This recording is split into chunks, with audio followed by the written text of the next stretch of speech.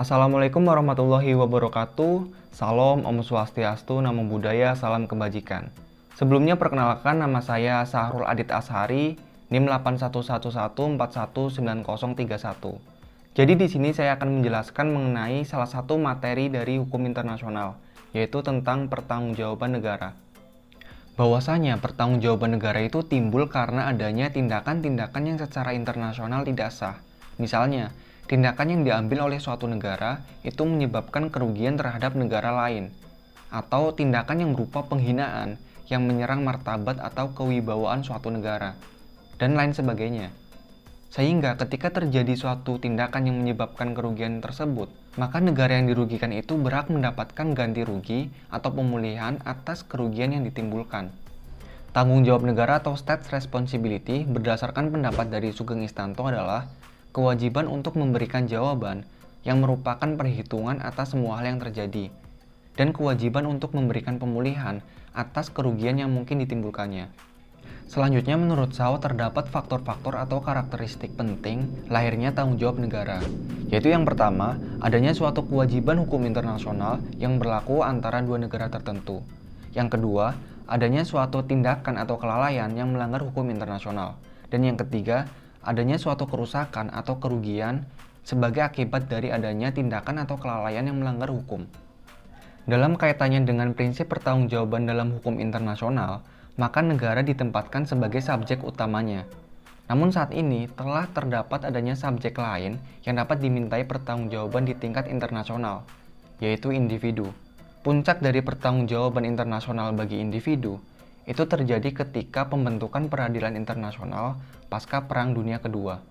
Namun pengakuan atas individu sebagai subjek yang dibebani tanggung jawab dalam hukum internasional itu bersifat sangat terbatas, yaitu hanya dalam lapangan hukum pidana internasional dan dalam hukum perang saja. Sehingga dari paparan tersebut dapat dikatakan bahwa terdapat batasan-batasan tertentu suatu negara itu dapat dikatakan sebagai yang mempunyai tanggung jawab internasional. Yaitu yang pertama, pertanggungjawaban negara itu timbul dalam hal negara itu merugikan negara lain. Yang kedua, pertanggungjawaban negara itu dibatasi pada pertanggungjawaban atas perbuatan yang melanggar hukum internasional. Dan yang ketiga, ketika perbuatan suatu negara itu merugikan negara lain, tetapi tidak melanggar hukum internasional, maka itu tidak menimbulkan pertanggungjawaban negara. Contohnya misalkan, suatu negara itu menolak masuknya WNA ke dalam wilayahnya. Karena pada dasarnya, setiap negara itu mempunyai hak untuk menerima atau menolak warga negara asing yang akan masuk ke dalam wilayahnya. Nah, selanjutnya muncul pertanyaan, apabila kerugian itu ditimbulkan oleh atau melalui suatu negara bagiannya, apakah yang bertanggung jawab adalah negara bagian tersebut? Atau yang bertanggung jawab adalah negara federalnya? Nah, bahwasanya kaidah yang diakui kelihatannya adalah negara federal lah yang kemudian bertanggung jawab untuk tindakan yang dilakukan oleh negara bagian atau negara anggotanya. Karena di bidang hubungan luar negeri, negara-negara federal lah yang diakui memiliki kapasitas untuk mengadakan hubungan dengan negara-negara lain.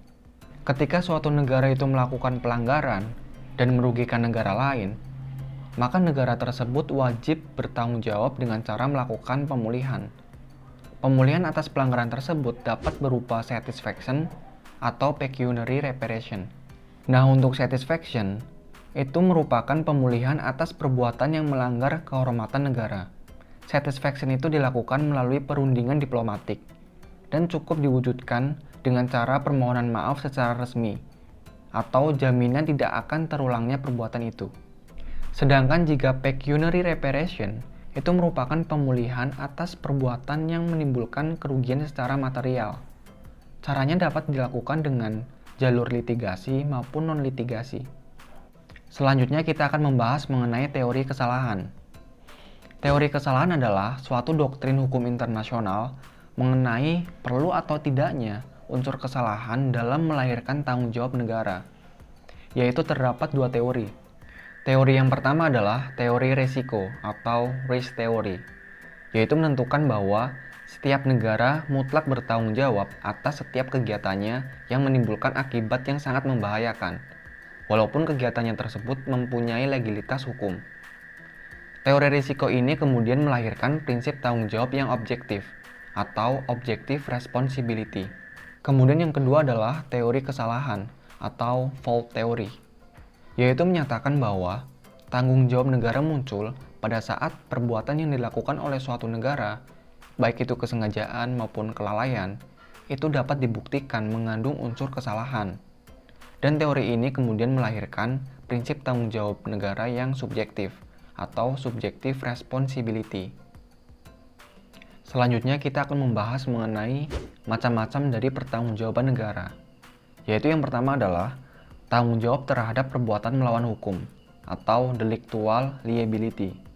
Tanggung jawab ini timbul dari setiap kesalahan atau kelalaian yang dilakukan oleh suatu negara terhadap orang asing di dalam wilayahnya atau di dalam wilayah negara lain. Salah satu contoh yang dapat menimbulkan tanggung jawab dalam hal ini yaitu kegiatan yang terkait dengan nuklir, yaitu bahwa negara bertanggung jawab terhadap setiap kerusakan yang disebabkan karena kegiatan-kegiatannya yang terkait dengan nuklir. Dan tanggung jawab tersebut bersifat absolut, karena kegiatan itu mengandung resiko bahaya yang sangat tinggi. Kemudian yang kedua ada tanggung jawab atas pelanggaran perjanjian atau contractual liability. Tanggung jawab ini terjadi ketika suatu negara melanggar perjanjian atau kontrak yang telah dibuatnya dengan negara lain, dan pelanggaran tersebut mengakibatkan kerugian terhadap negara yang lainnya. Kemudian yang ketiga ada tanggung jawab atas konsesi. Sebelumnya, konsesi itu adalah pemberian hak, izin atau tanah oleh pemerintah, perusahaan, atau individu kepada seseorang atau lembaga.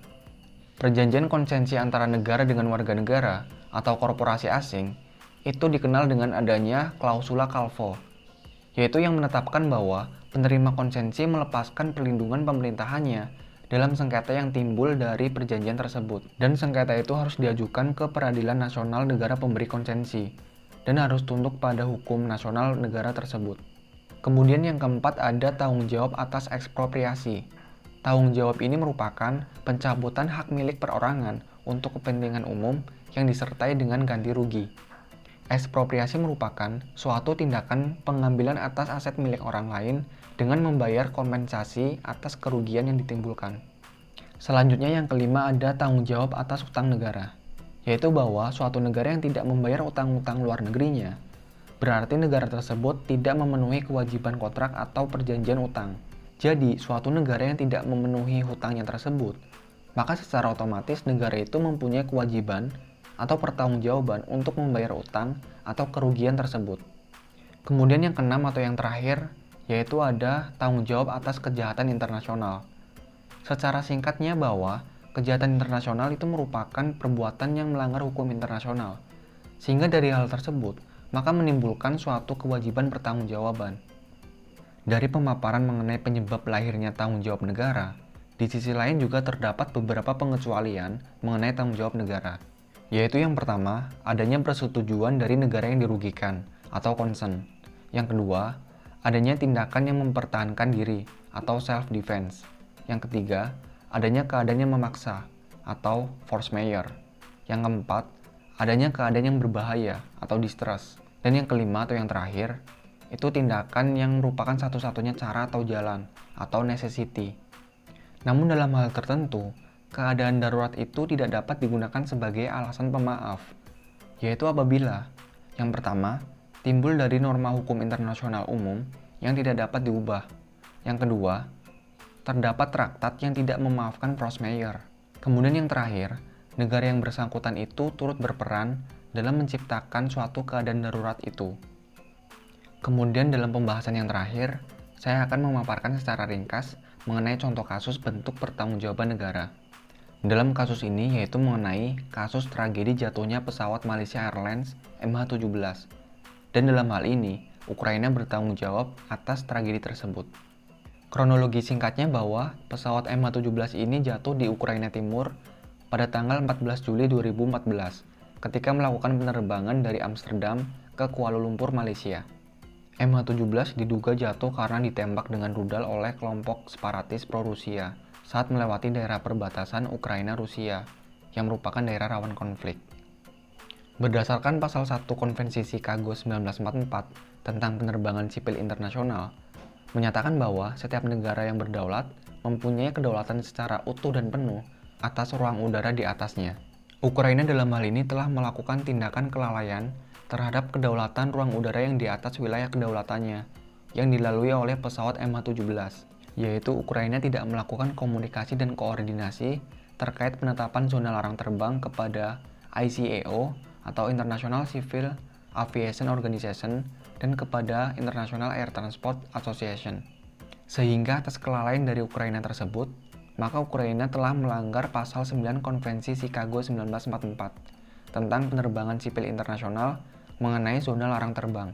Berdasarkan dari fakta tersebut, maka Ukraina menjadi salah satu pihak yang bertanggung jawab atas tragedi penembakan MH17.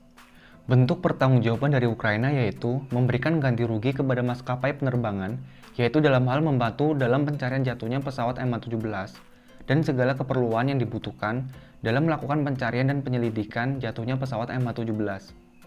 Sekian video penjelasan dari saya. Atas perhatiannya terima kasih, dan kurang lebihnya mohon maaf. Saya akhiri, wabillahi taufik wal hidayah.